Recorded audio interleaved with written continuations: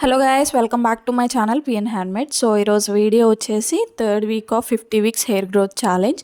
So మన third వీక్లో నేను ఏం చూపిస్తున్నానంటే రైస్ వాటర్ తోటి అయితే హెయిర్ గ్రోత్ ఎలా ఉంటుంది అనేది అయితే చూపిస్తున్నాను. ఇక్కడ నేను కొన్ని ఫొటోస్ అయితే యాడ్ చేశానండి.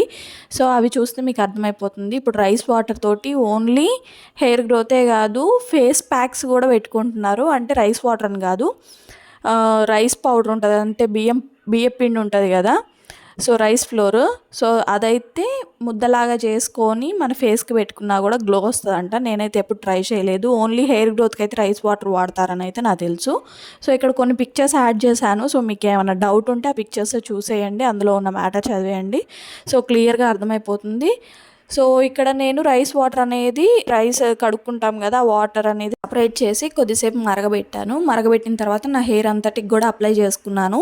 అప్లై చేసుకొని ఆల్మోస్ట్ 1 అవర్ 1.5 అవర్ వరకు అయితే ఉంచుకొని హెడ్ బాత్ చేసేసాను. రెగ్యులర్గా మన షాంపూ అయితే ఏదైతే ఉంటుందో, సో మీరు మగ్గులో కొన్ని వాటర్ తీసుకొని షాంపూ కలిపేసి అలా హెయిర్ బాత్ అనేది చేయండి. హెడ్ బాత్ అనేది డైరెక్ట్గా షాంపూ అయితే తలకు పెట్టేయకండి, హెయిర్ రాలడానికి అయితే ఛాన్సెస్ ఉంటాయి. సో ఇక్కడ రైస్ వాటర్ యూజెస్ ఏంటి అనేది నేను కొన్ని పిక్చర్స్ యాడ్ చేశాను కదా, ఒకసారి చూడండి. సో రైస్ వాటర్తో అయితే ఉపయోగాలు ఉంటాయండి, నేను ఇంతకు ముందు కూడా ట్రై చేశాను. సో హెయిర్ ఫాల్ అయితే తగ్గింది, కాకపోతే మనం కంటిన్యూస్గా ఒక 2 మంత్స్ అయితే పెట్టుకోవాలి. ఇక్కడ నేను వీక్లీ 1 చూపిస్తున్నాను కాబట్టి ఈ వీక్కి రైస్ వాటర్ యూజ్ చేశాను. సో ఫైనల్ లుక్ అయితే ఇది. సో మీరు కనుక నా ఛానల్ ఫస్ట్ టైం చూస్తున్నట్టయితే please do like, share and subscribe. Thank you for watching.